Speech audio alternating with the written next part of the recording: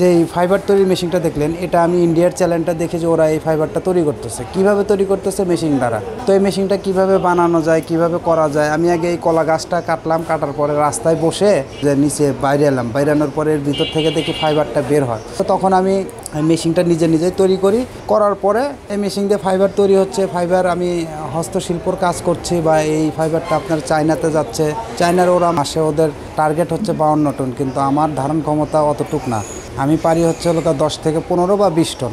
সারা বাংলাদেশে মোটামুটি মনে করেন সর্বনিম্ন 80 থেকে 100 পিস এই পর্যন্ত মেশিন ডেলিভারি হয়েছে শুধু এই ফাইবারটার। এছাড়া আমার বিভিন্ন ধরনের মেশিন আছে, আপনার জিআই তারের মেশিন আছে, ঘাস কাটা আছে, তারপরে মুড়ি ভাজা আছে, তারপরে হচ্ছে বাদাম ছাড়ানো আছে, জুতা তৈরি করা আছে, ইট ব্লক বানানো আছে, ধান মাড়াই করা আছে, চাউল থেকে গুঁড়া তৈরি করা আছে, হলুদ মরিচ আছে, বিভিন্ন ধরনের মেশিন আমার কাছে পাবেন। বান্ডেল থাকলে প্রতি সেনমানিতে টাকা বাঁচবে। বিকাশ সেনমানি বান্ডেল কিনে জিতুন প্রতি লেনদেনে। আমি গার্মেন্টসে চাকরি করতাম। চাকরির পাশাপাশি আমি বিভিন্ন ধরনের চ্যানেল দেখি, বেশিরভাগ চায়না বা ইন্ডিয়ান চ্যানেলগুলো ফলো করার পরে আমি এই জিআই তারের মেশিনটা ফার্স্ট আওয়ারে শুরু করলে আমার প্রথমত পুঁজি লাগে আমার 2700 টাকা। 2700 টাকার ওই ট্যাঙ্গেল কেনার পরে এগুলো কিনে এই পুঁজিটা আমাকে তখন কেউ দিত না। চাকরির পাশাপাশি যেগুলো চাকরি করতাম ওগুলো নিয়ে নিজের খরচ বা ঢাকা শহরে বাসা ভাড়া দিয়েই সব শেষ হয়ে যেত। তো বাবার কাছে চাইছিলাম, বাবা বলছিল যে এটা পারবা না, এটা সম্ভব না। নিজের ফ্যামিলি 2-1 জনের কাছে চাইছিলাম, হ্যাঁ এগুলো সম্ভব না, এগুলো করতে পারবো না, যে চাকরি করতেছো চাকরি করে খাও, ওটাতেই ভালো হবে। তখন মনে করেন যে কোনো এক সাইড থেকে টাকাটা ম্যানেজ করে আমি এই কাজটা শুরু করি। প্রথমত আমার এই মেশিনটা হওয়ার পরে আমি সাকসেসফুল। এই মেশিনটার জিআই তারটা আমি তৈরি করে বিভিন্ন জেলায় বিক্রি করি, এই মেশিনও পাশাপাশি বিক্রি করি।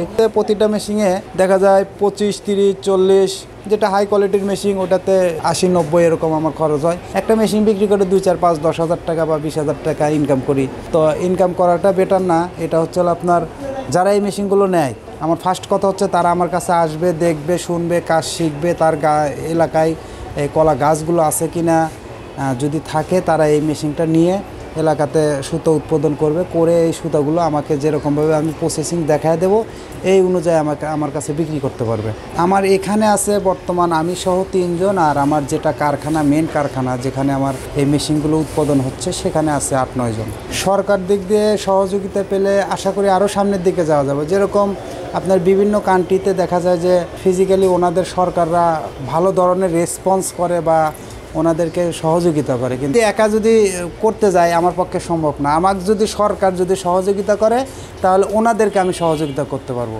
যেরকম এই সুতাটা আমি ডাইরেক্ট বাইরে পাঠাইতে পারি না, আমি বাংলাদেশে একজনের মাধ্যমে পাঠাই।